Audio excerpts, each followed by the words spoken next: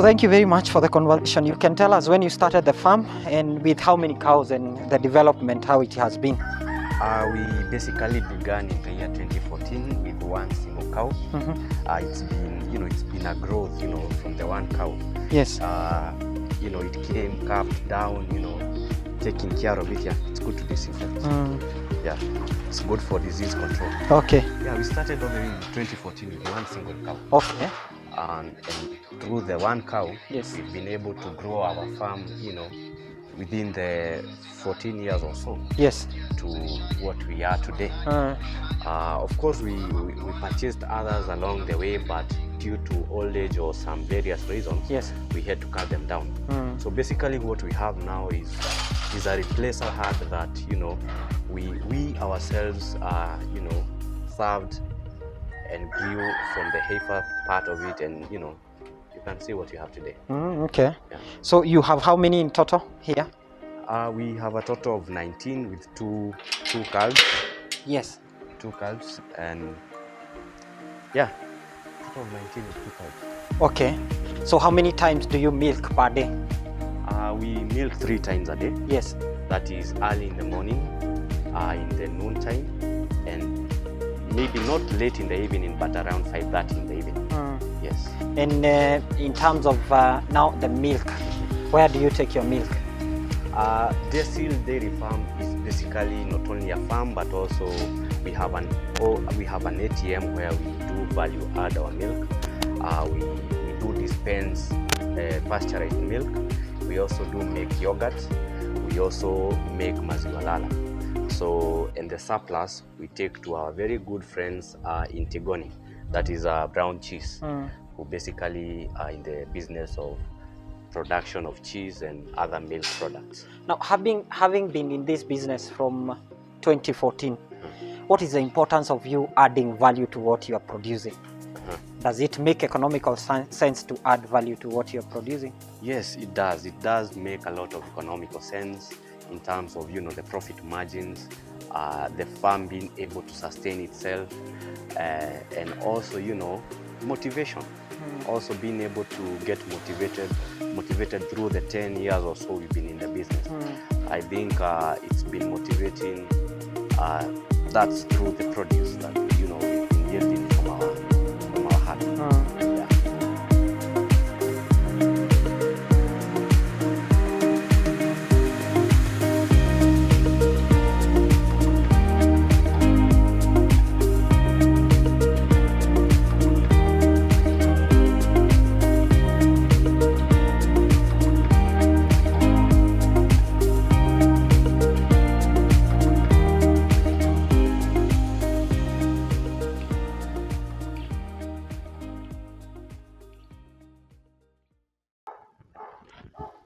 So welcome to KI Africa, where we bring you information on agriculture, the new farming technology, and the market in agricultural value.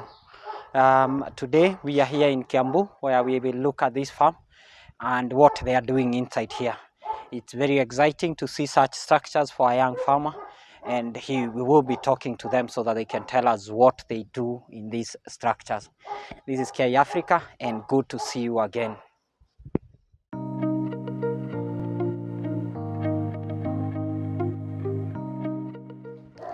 Shalom and welcome to Decil Dairy Farm. My name is Mashara Ikua, the operations manager at this particular farm.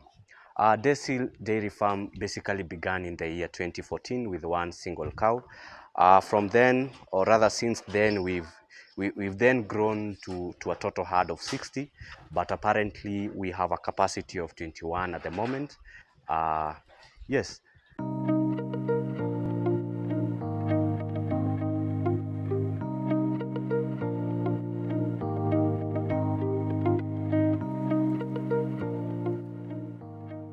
So what's the purpose of cutting down from, you started with 1 to 60, then now you're at 20. What's the purpose of cutting down or culling down?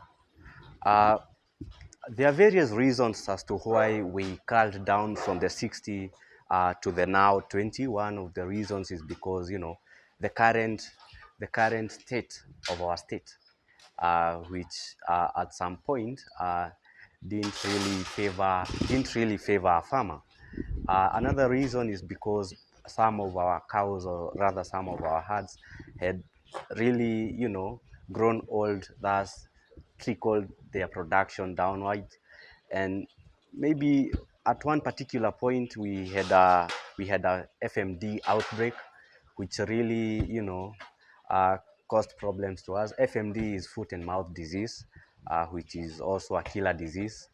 And yeah, and basically, to be able to maintain the farm in a state where the cows themselves are able to maintain themselves, and without the farmer, or rather the owner, being able to dig down in his pocket, I will comfortably say that with the 20, I'm really doing well in terms of, having milking over 10 of them, which was our ultimate goal, to have a total of 20 with over 10 being productive.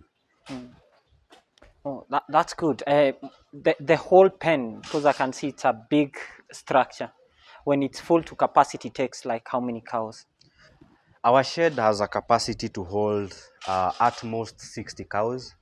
Uh, yeah, that really shows how we had invested on this particular project. Yes. So you can encourage any young farmer outside there, tell them whether farming pays. We have people who are sitting around and thinking that they do not have a job. What can you encourage them to do? Farming is basically a practice that really tests someone's, patience. So farming, first of all, really deserves a lot of patience and hope. A farmer must live by hope every single day. So to any upcoming farmer, one is that you must be patient, and two, you must be a person of hope. So if you were to call down and sell me one cow, like the one just where you are, that mother would go for how much? Chebet here will go for 150,000, while yeah, we'll go for 150,000. This because she has full potential in terms of production. She's a Holstein with only one time calving. So that shows how much potential she is in terms of, the production and what have you. During her optimum, she was able to hit 31 liters during the last calving down.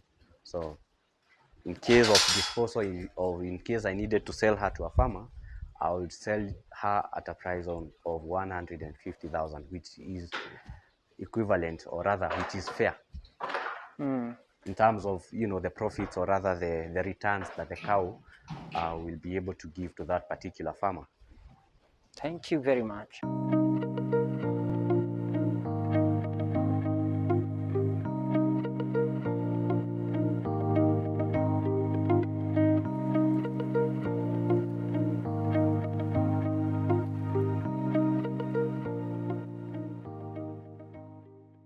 So Decil Dairy Farm is really organic oriented.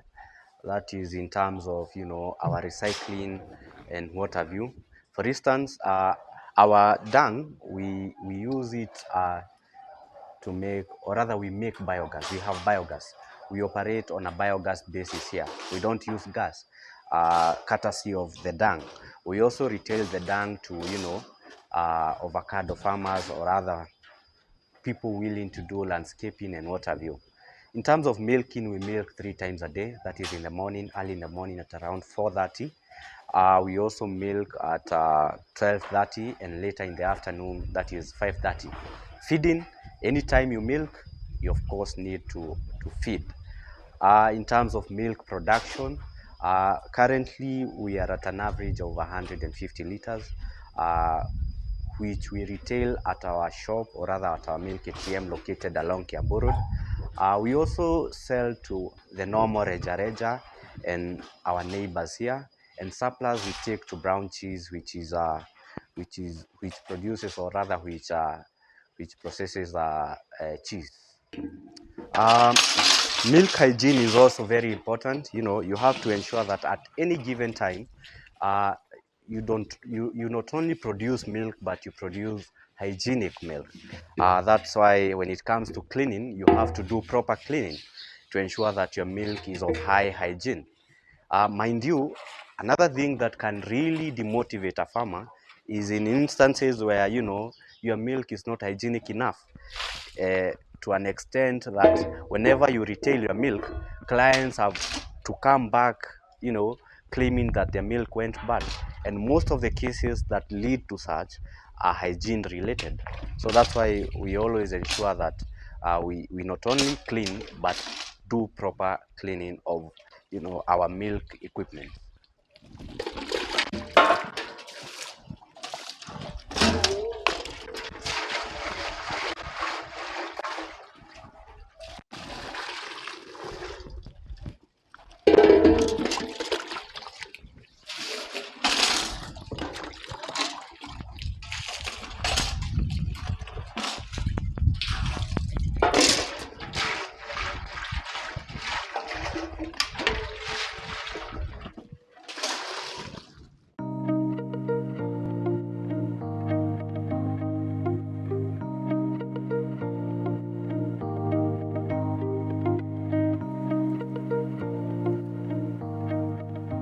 Uh, from a 10% kind of view, I will say feeding takes 5%. Labor, of course, takes 2%. And of course, the local maintenance and what have you will take a 1%. And at the end of it all, as a farmer, you'll be able to get a clean 2% as profit, depending on how you maintain your farm and how you're running your things. But one, feeding takes the biggest percentage. So as a farmer, you really have to invest on feeding.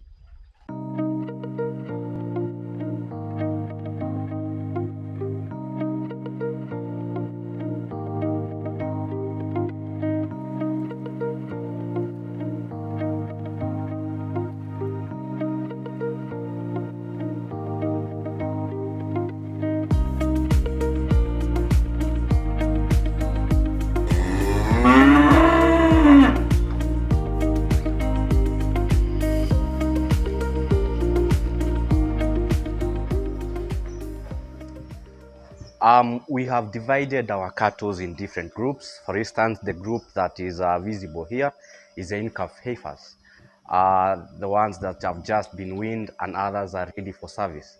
Normally, in cattle, sexual maturity is considered to be 11 to 15 months. A heifer is ready for service once it's around 11 to 15 months. But in our case, the 15-month has been found to be the accurate age of service.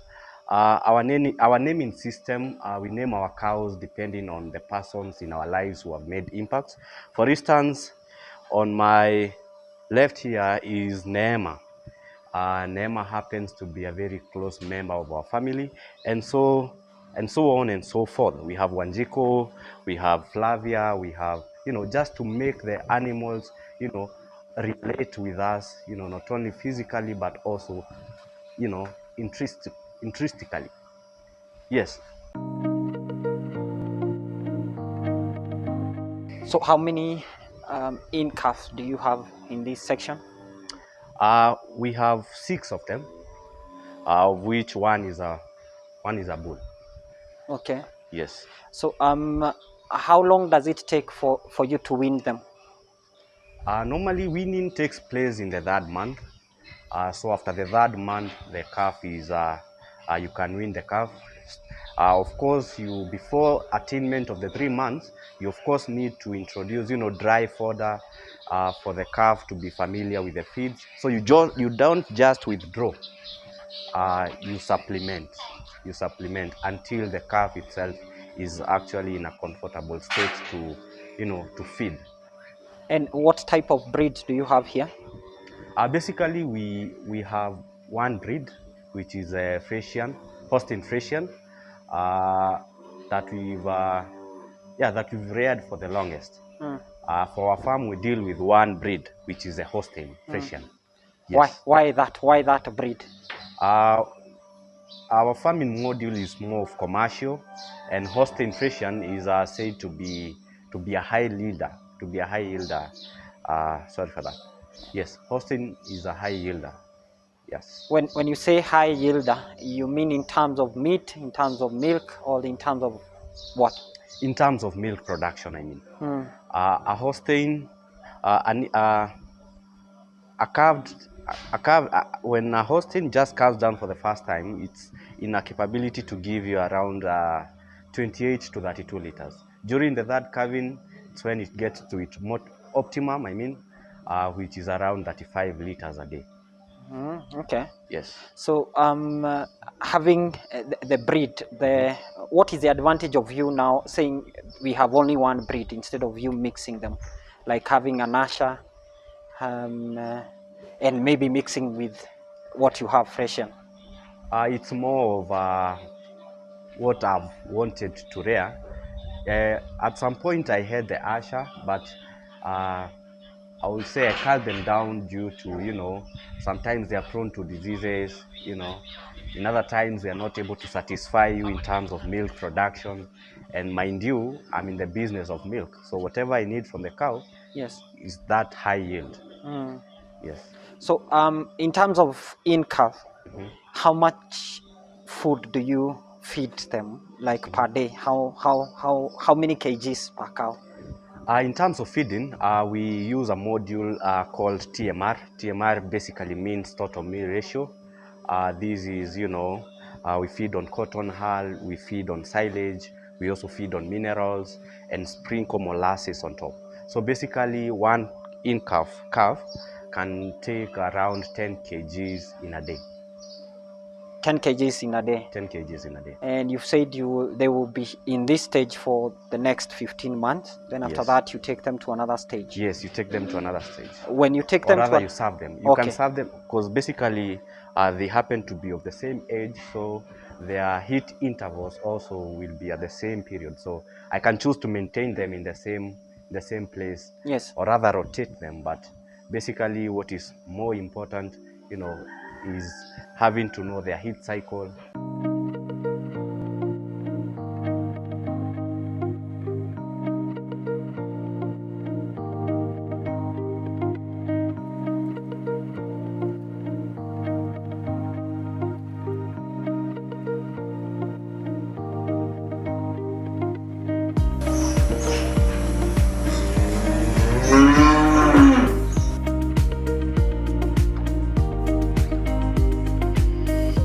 So you can tell us about the different section in this pen and their uses. One of the key factors that a farmer or an upcoming farmer has to consider when coming up, or rather when wanting to rear cows, is the structure he or she wants to, to put his or her cows in. The structuring part is very key. One, you must have the sleeping cubicle. Two, you must have the enough space for basking, and you also need to have enough area for your feeding. Uh, it's very key to ensure that you have the three in place, just to ensure that your cows don't congest. The congestion also brings upon its challenges, like e.g. in case of a disease outbreak, it can spread so fast. So when constructing a cow shed, one has to consider those various factors. Mm. And how many times do you clean this place in a day? Uh, that's a good question. I clean twice a day. That's in the morning. I do away with the dung and also do the cleaning with water. And in the evening, I just collect the dung. This is to ensure that in case of, related diseases like foot rot, you do away with them with, regular cleaning of your shed. Okay. So, and what is this? There is something hanging here. Yeah, we have a brush here. This to help our animals, scrub their back instead of using, the metal, or rather the other surfaces like, the walls. Mind you, in case your shed is, made of metal like my case here, and not all people afford to have this brush, but it's also key to have a brushing area, just in case your cow doesn't hurt itself, while scrubbing on the metal. And we all know that, tetanus is a killer disease. And Yeah. Thank you very much. Then, in terms of the water connectivity, how do you ensure that they have water at any given time? Yeah, water is key more so when it comes to dairy. The intake of water also determines, your milk production. Remember that a dairy cow has to take a lot of water for it to be able to, make milk. Mind you, milk contains a high level of water. So in terms of water, the county government of Nairobi, with partnership with the county government of Kiambu, has ascertained that at this particular area, we are connected with water 24/7. Kudos to the government. Thank you very much. Is there We anything? also trap rainwater. So in terms, that is, in times of dryness, we store the water such that when in a bad night, we don't go, dehydrated. There is a cow you said you have served there, and I am curious. Do you use the natural means or do you use the AI method? Yes, we have Wanjiko here. Wanjiko is our heifer. She's 16 months of age. We just served her 2 months ago. Actually, our vet just confirmed that she's pregnant. Normally, we used to rear bulls, but nowadays we serve our cows using, the artificial insemination. Okay. Yes. And what is the difference between using bulls and now having to use the AI? One of the demerits is that a bull is a sure bet. When using a bull, once the bull mounts on your cow, it's a sure bet. Sometimes with AI, or rather the artificial insemination, it's not 100% guarantee that your cow has conceived uh, the semen. Hmm. So in times where you have the bull, I think a farmer with a bull, and the bull has to be top notch for you to ascertain that even the calf that will come out of the served heifer or cow is a high producer. So, but normally we do have castor bulls that help detect, heat, that help detect heat in our heifers and even in our larger group of the cows.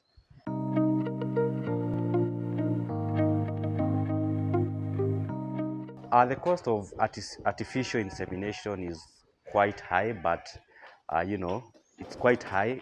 First, in terms of service, you have to pay the doctor, you have to procure the semen itself, the storage of the semen also, compared to the bull one. The bull one, the only cost you have to go is raising the bull. And so I would say that artificial insemination is quite expensive compared to using a bull.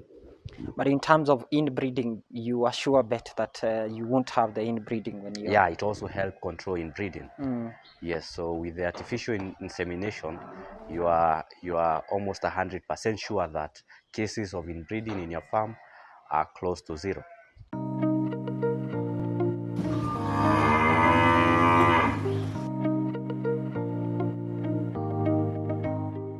So tell us about the feeding and how you feed your cows. The feeding aspect in dairy farming is very key. Since your input, you input on the cow and the cow gives you output, which automatically is milk. And for you, for the feeding, you have to ensure that you include all the three elements of food. That is, you have to ensure that you feed your cows on proteins, you feed your cows on carbohydrates, and you also feed them on minerals, which is very key.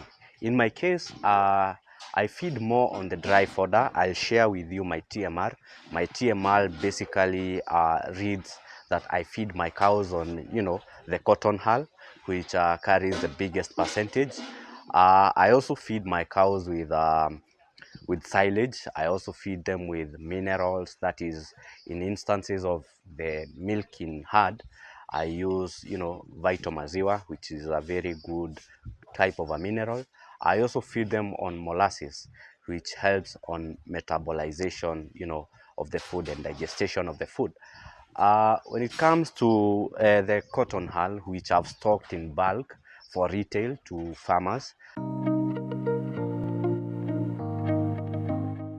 Our cotton hull contains 85% of TDN. TDN basically means total digestible nutrients. So, and cotton is pure protein. And for milk production, you basically need to feed your cows on nutrients, which also, gives your milk quality in terms of viscosity and what have you. Um, I've stocked the cotton hull in bulk just to retail to the normal farmers. Um, Basically, a bag is 170 kgs and a kg costs 15 shillings. So, which is actually cheaper compared to the other sources of, the dry fodder that is, for example, hay and the other sources of dry fodder.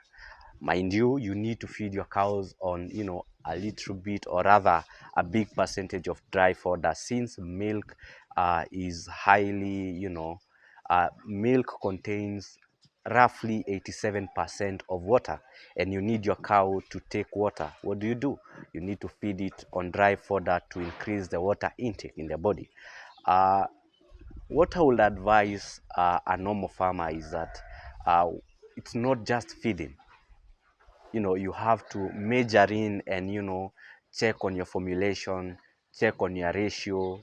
you know for instance, when feeding you have to ensure that the dry fodder component is kind of high to ensure that your cow water intake is also high.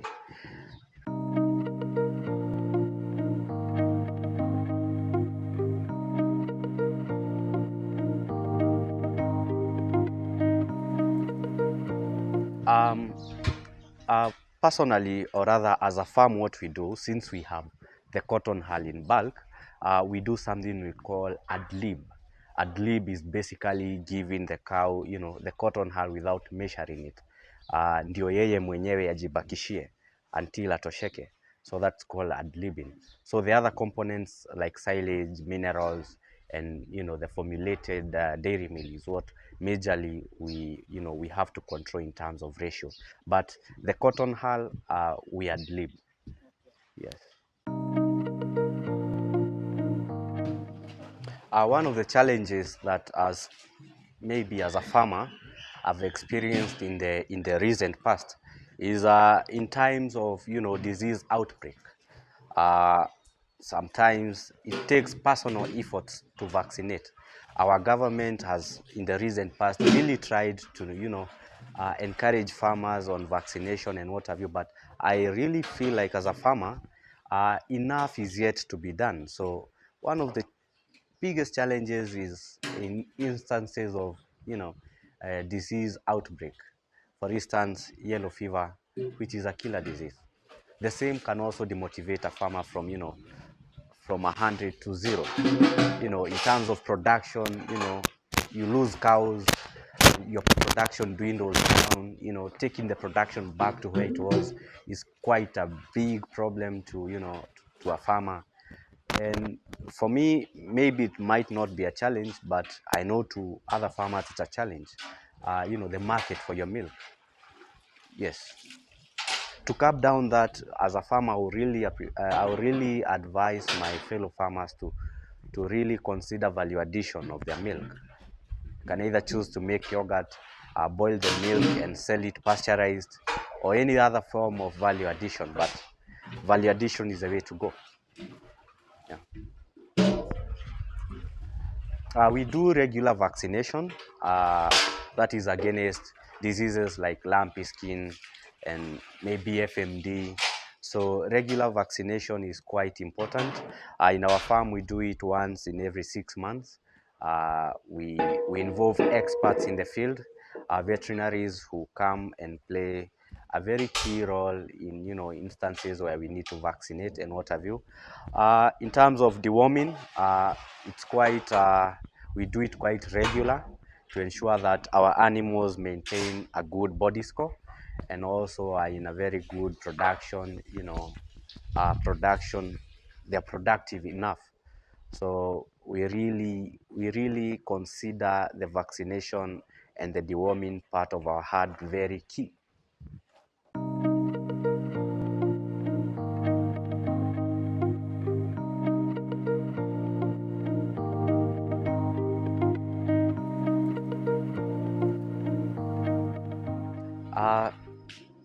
Naming of our herd is quite important for our own identification when it comes to, vaccination or other or practicing other, farm practices. And the names we give to our cows are very relatable in us, just to make them, the bond kind of stronger and what have you. So, for instance, we have Chebet, from Kaleland. We have Nelly there. We have Gathoni. We have Nikita. Yeah, Nikita is quite famous. She's one of our very good performing artists around in the country. And mind you, I sell milk to the Nikita family. And, in regard, we had to name one of our cow, Nikita. And she's as beautiful as Nikita is, for mentioning that. Yeah, and so on and so forth. So, yes.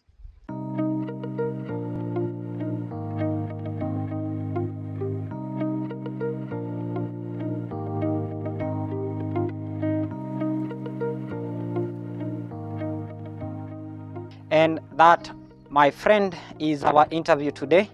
You have seen and heard about the expiring story of this farm and what they've been able to do from the year 2014 to where we are today. This is KI Africa. Remember to subscribe, share, and even comment. And we apologize for a little break that we had taken. We are back, fully back, and we'll be bringing you the information that you need in terms of the agricultural value and the market. Thank you very much. See you next time.